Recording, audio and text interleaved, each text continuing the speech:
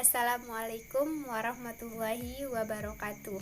Perkenalkan, nama saya Mulyasih, NIM 200110047.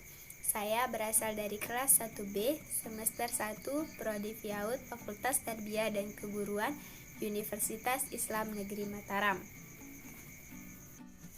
Yang pertama, saya akan menjelaskan tentang Lesson 5, Expressing Wants and Needs. Yang kedua, saya akan menjelaskan tentang Lesson 11, Making and Accepting Apologies. Dan yang ketiga, saya akan menjelaskan tentang Lesson 9, Expressing Agree and Disagree.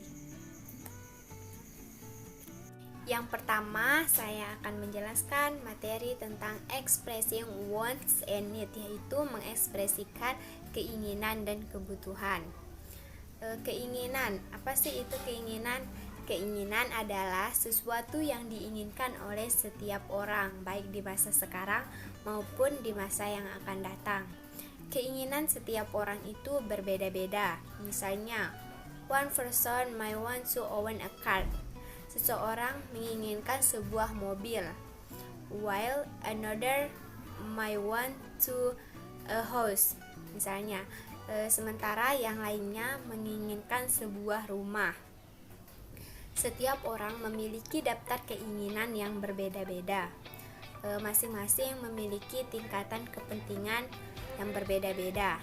Keinginan itu dapat berubah seiring dengan berjalannya waktu. Berbeda dengan kebutuhan. Kalau kebutuhan itu dia tetap konstan sepanjang hidup orang tersebut. Example atau contohnya yaitu yang pertama, I want a new car. Saya menginginkan mobil baru. Contoh yang kedua, we want to move to Korea. Kami ingin pindah ke Korea. Selanjutnya saya akan menjelaskan tentang need atau kebutuhan. Kebutuhan pada umumnya disebut dalam hal ekonomi sebagai sesuatu yang dibutuhkan untuk bertahan hidup. Apabila kebutuhan tidak dipenuhi, maka akan mengakibatkan terjadinya suatu penyakit. Ketidakmampuan berfungsi secara efektif dan efisiensi dalam masyarakat dan dapat menyebabkan timbulnya kematian pada seseorang. Kebutuhan dapat dikelompokkan menjadi dua, yaitu kebutuhan objektif dan kebutuhan subjektif. Kebutuhan objektif adalah kebutuhan yang terpenuhi melalui hal-hal nyata atau hal-hal yang dapat diukur. Example atau contohnya yaitu food, water, and even air, yaitu makanan, minuman, dan udara. Kebutuhan subjektif adalah kebutuhan yang sering dilihat untuk memastikan kesehatan mental. Misalnya self-esteem, yaitu harga diri. Example needs atau contoh kebutuhan. Yang pertama, I need a doctor. I'm really dizzy. Saya membutuhkan seorang dokter. Saya sangat pusing. Contoh yang kedua yaitu flower needs water. Bunga membutuhkan air. Membuat dan menerima permintaan maaf. Setiap orang memiliki kesalahan dan mereka harus tahu apa yang harus dilakukan setelah melakukan suatu kesalahan. Unit ini berfokus pada permintaan maaf dan tujuannya adalah agar Anda mengetahui apa yang harus dikatakan dan kapan harus mengatakannya. Fungsi permintaan maaf adalah untuk menunjukkan penyesalan atas perbuatan salah dan untuk menawarkan penjelasan dan perbaikan. Yang kedua yaitu bentuk permintaan maaf. Permintaan maaf itu berbeda-beda tergantung pada formalitas situasinya atau hubungan antara dua orang, dan yang paling penting adalah keseriusan masalah tersebut. Ada 5 kemungkinan bagian untuk meminta maaf. Yang pertama, ekspresi formal penyesalan, misalnya I'm sorry and I did not mean to. Yang kedua yaitu penjelasan atau excuse. yang menggambarkan mengapa masalah itu terjadi. Yang ketiga, tawarkan untuk memperbaiki sesuatu apabila telah terjadi kerusakan. Yang keempat yaitu jaminan untuk tidak melakukan kesalahan lagi, misalnya subordinate or superior, antara bawahan dengan atasannya. Dan yang terakhir atau yang kelima yaitu pengakuan kesalahan. Kata-kata I'm sorry tidak hanya digunakan untuk meminta maaf saja, tetapi kata I'm sorry juga dapat digunakan untuk melakukan simpati kepada orang lain. Selanjutnya, menerima permintaan maaf. Ketika Anda sudah menerima permintaan maaf dari seseorang atas kesalahan yang mereka perbuat atau atas ketidaknyamanan dan sakit hati yang mereka perbuat, maka Anda dapat menerima permintaan maaf tersebut dengan cara mengatakan that's okay, tidak apa-apa, atau it could not be helped, itu tidak dapat membantu.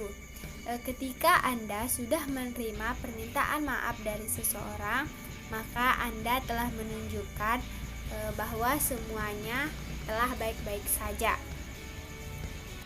Namun, tidak semua orang dapat menerima permintaan maaf.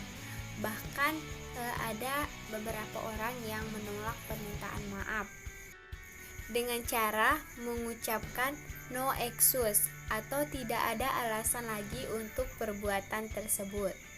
Namun, ini bukanlah cara yang biasa untuk bereaksi terhadap permintaan maaf.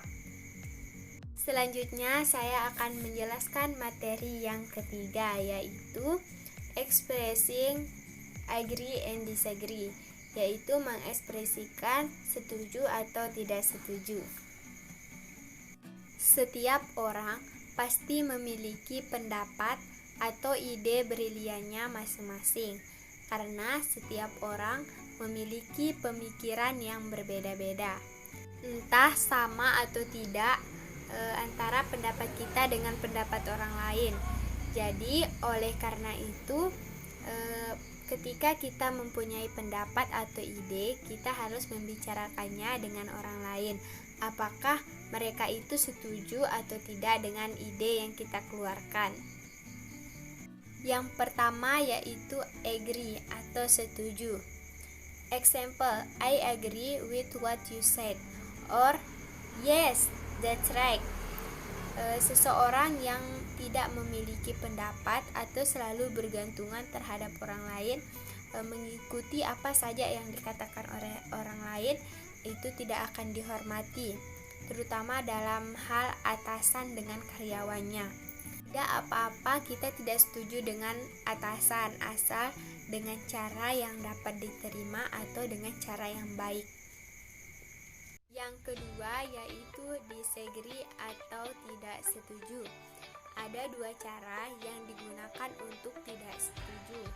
Yang pertama secara langsung atau direct, dan yang kedua adalah secara tidak langsung atau indirect. Yang pertama yaitu secara langsung atau direct. Example, Mary, the show start at 7 o'clock. Lina, no, it does not. The told me 9. Ketika Anda tidak setuju secara langsung, maka Anda harus memiliki fakta yang kuat, karena melakukan kesalahan itu harus memberikan permintaan maaf. Yang kedua, secara tidak langsung atau indirect. Mary, the show start at 7 o'clock. Lina, oh really, that's stranger. They told me it will be around 9. Yang pertama, Lina merasa terkejut. Oh really. Selanjutnya, Lina merasa ragu. That's trying. Dan pada akhirnya, Lina menceritakan suatu fakta. Jika Anda ingin mempertanyakan pendapat atau penilaian seseorang, lebih baik Anda menggunakan tahap secara tidak langsung. Misalnya, yang pertama, mengubah pernyataan menjadi pertanyaan. Example, are you sure? Yang kedua, setuju dengan bagian dari gagasan orang lain. I agree that X, but Y. Yang ketiga, menggunakan kata pengantar. I could be wrong, but.